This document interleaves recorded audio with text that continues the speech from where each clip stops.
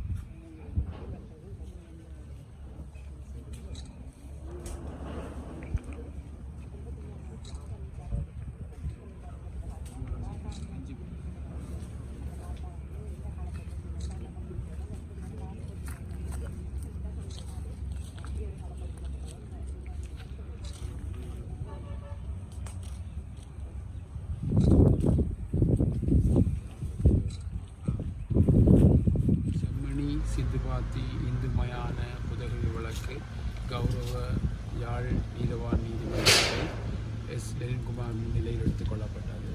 இந்த இடத்தில் குற்றப்புலனாய்வு பிரிவினரினால் மேலதிகாரிக்கு ஒன்று தாக்கல் செய்யப்பட்டது.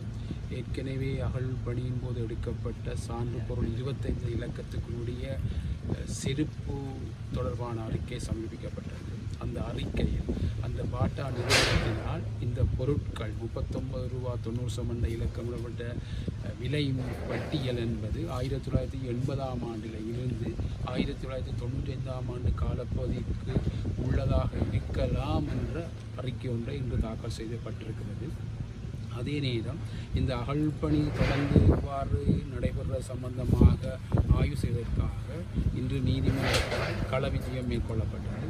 ஏற்கனவே அகழப்பட்ட இடத்தை தகவல்களின் அடிப்படையில் அந்த இடத்தில் குழியாக காணப்படுகின்ற அந்த இடத்தில் மழைநீர் நிரம்பி இருப்பதனால் எல்லா பங்குதாரர்களும் இது சம்பந்தமாக ஆராய்ந்து இது இந்த வருடத்திற்குள் அகழ்பணி செய்ய முடியாது என்றும் அடுத்த வருட தொடக்கத்தில் இந்த அகழ்பணியை மேற்கொள்ளாமல் தீர்மானிக்கப்பட்டதன் அடிப்படையில் கௌரவ மன்றானது இந்த வழக்கானது ஜனவரி மாதம் 19ஆம் தேதி அகழ்பணி சம்பந்தமாக திகதி தீர்மானிப்பதற்காக தவணையிடப்பட்டிருக்கின்றது.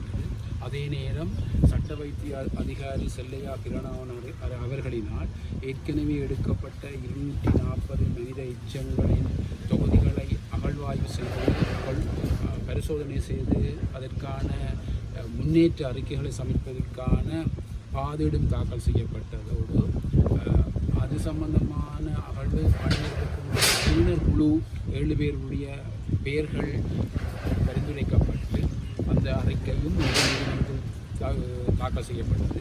ஏற்கனவே இந்த அகழ்பணியில் ஈடுபட்ட வைத்தியர்களும் செல்லையா பிரமணன் அவர்களும் சட்ட வைத்திய அதிகாரி மயூரதன் அவர்களுடைய பெயர்களும் இணைக்கப்பட்டு அந்த நிபுணர்களுடைய விவரம் இன்று கௌரவமன்றில் தாக்கல் செய்யப்பட்டது.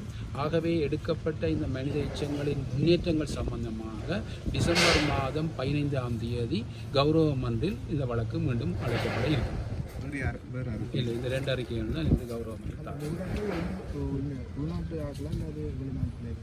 உள்நாட்டு சட்ட இது வெளிநாட்டு ஏற்கனவே அகழ்வு பணியில் பங்கு பற்றின சட்ட வைத்திய அதிகாரி உள்ளடங்களாக யாழ்ப்பாண வைத்தியசாலையில் பணியாற்றுகின்ற செல்லையா பிரணவன் அவர்களும் அதே நேரத்தில் டாக்டர் மயூரதன் அவர்களின் உள்ளடங்கலான ஒரு 7 பேர் கொண்ட நிபுணர் குழு வந்து இந்த மனித எலும்பு எச்சங்களை ஆய்வு செய்கின்ற பணியை செய்வதற்காக நீதிமன்றத்தில் பெயரிடப்பட்டு பட்டியலிடப்பட்டது.